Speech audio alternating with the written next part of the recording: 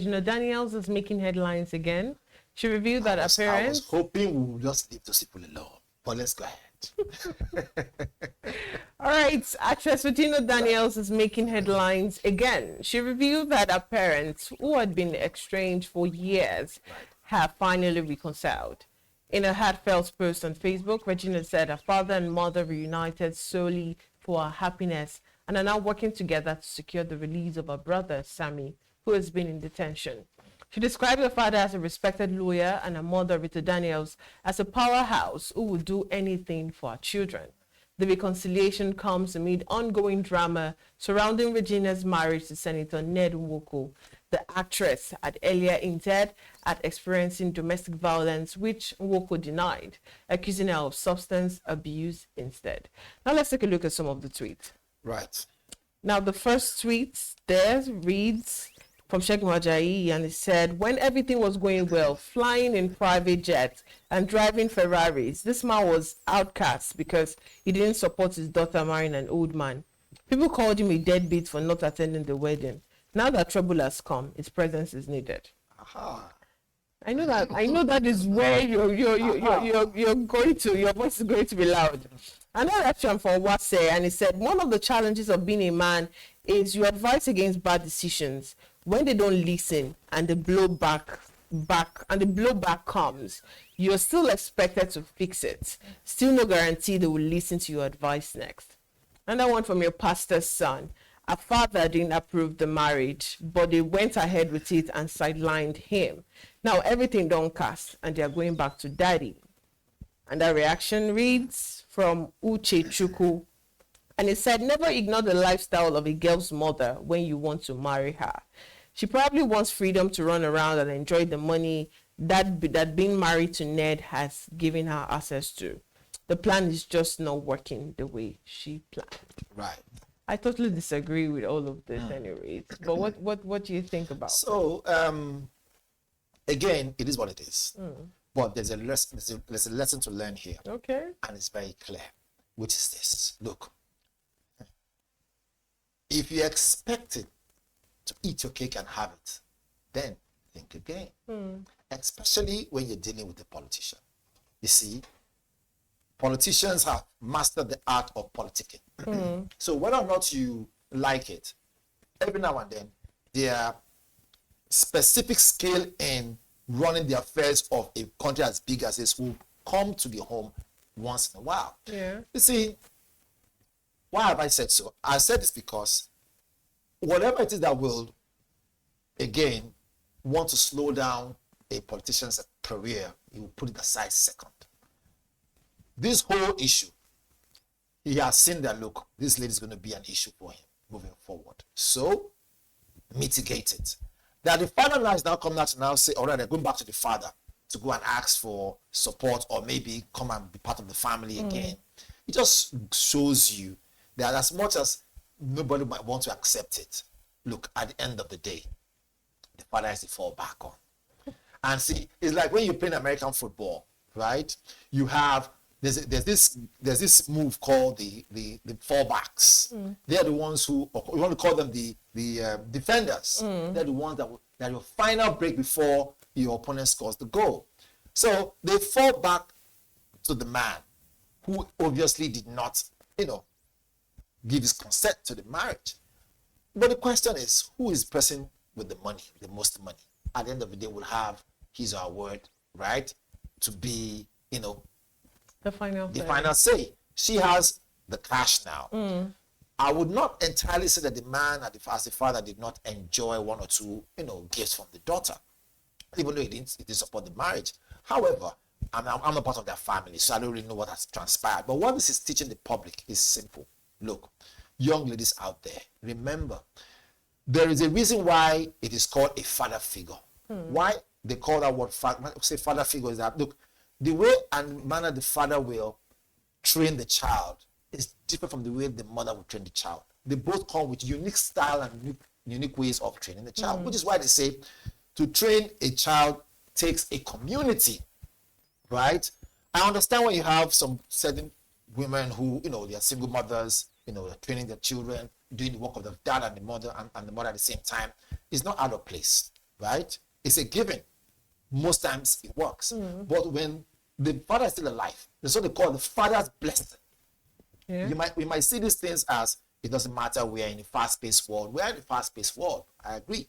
But the father's blessing is very important. Why? Because there's something the father will see that you as a daughter will not see.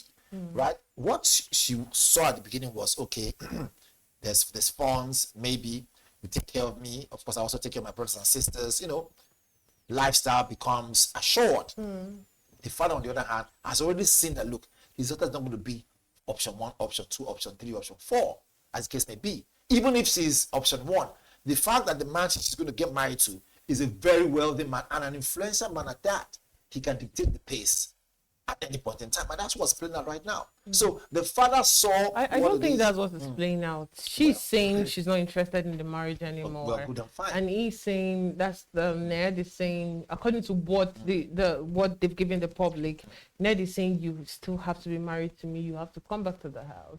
Well, again, that is their, what I call personal, intimate issue, which we're not privy to. Or rather, we don't have full details. What we have is what they are put out there. However, there's a lesson to be learned here. Yeah. Whether there's an economic damage or economic loss, I'm still trying to look for the angle in which I can now say BusinessDay is going to make money from what we're spend our money and our data, But however, there's a lesson learned, and lesson learned is very clear. Yeah. Look, you cannot say it is a given to ignore the words and blessings of a father, especially when he's alive. If you have to get into a union, that is a lifetime. I leave it at that. All right. At the end of the day, it doesn't matter. I feel like why I said it doesn't matter. I'm not really I'm a traditional person, but I don't really think a child is less if it's just the mother that actually trained the child and there is no father figure. I believe that when two people say they love each other, they can actually still wake up and say they don't love each other again. But was love the major center holding? No, I'm talking about Regina's parents now, and not Regina's marriage. Okay, right. Like we're talking about the father now being available now that one of his sons is actually got arrested. So I don't really think me waking up and saying, "No, I don't think I love you anymore." It should be a problem. I don't think I want us to be a unit anymore. I don't think it should be a problem. It doesn't change the fact that we have children together. So if there is, an issue, you should be able to come as the father. Not because we are cool, because there is something binding us together. So I think it's just okay. And before the whole, she gets married to Ned and all that, Rita, that's Regina's mother, I think they've been separated. There have been adult issues, the issues that come with relationship and family. Exactly. There have been issues. So I don't see any reason why anybody should attribute she getting married to the man because, her father didn't give his blessings. Because even the young lady said, her mother had to ask her that, are you sure? Let me use my family as an example. I'm pretty sure if I come out tomorrow and tell my dad, I want to get married to a 60-year-old man, my parents, that's my mom and dad, they will just ask me, are you sure? Is that what you want to do? Right. Are you sure what step you want to take? Exactly, because growing up, I was given the opportunity to choose between good and bad. Do you want this? Do you not want this? I had the opportunity of choice. Let me put it that way. So if I come out and say, I want to get married to a 60-year-old, the first question will be, are you sure you're going to be happy? Yes, I'm going to be happy. Is this really what you want? Yes, it's really what I want. Then go ahead. That's your business. It's your future. It's your future until if something still happens, they will still give me a choice of, do you want to come back home or you want to still stay? So see, most people that don't have choice is a luxury, especially in this part of Africa. Most parents don't give their children choice. So when they actually see people that came out from a family or background where you have like a chance to like make a choice, it feels like a parent are centered there because of money. And then it doesn't make sense when you are now from money, you're like, okay, maybe they are going broke. Or maybe it's a business deal. It's not a marriage. I don't know if you get what I'm trying to say. So I don't see he actually coming back to now also source for the release of his son as you know, when people were enjoying it, where was he? When he told you not to get married, where was he? And now you're calling him. Don't come now. It's not your son. So you think he actually honored the invitation because his son is involved in the matter? It wasn't even an invitation. His son is actually involved with the police in the matter. As a father, a responsible father, like he claims, is definitely going to be there. And you know, with the whole situation, it will be so insane for Regina's mom to say, "Oh, we don't need you here." No, at that point, you're not thinking about all of that. It's just for you to come together exactly as a unit to actually, you know, make whatever is going on. I actually agree with you. Yeah, because I must tell you, I've met people who I tell, like when I gained admission to study law, in my second year, I decided to drop out. Like, no, I'm not studying law anymore. And people were like, and your father agreed, and I'm like, who brought you on? Oh, choice. If I decide tomorrow that I don't want to, I want to do certain things, I have people who will back me when they ask the right questions and they see that, okay, you're an adult, you want to make this choice, go ahead. But do you see a possibility of Regina Daniels going back to Ned? Now we has done it before. With what I saw this morning, with the way, you know, there's a point where you become so oppressed and you wouldn't have a choice. Oppression in the sense that if he takes our children, she would want to go back because of her children. Our brother has been in the police cell. I found out this morning that he has been transferred to get to Nasarawa. She will be forced to. When you see your mom having to cry over a choice that you made, you'll be forced to. Like, maybe me coming back is going to solve it. I'll be, oh yeah, let me come back.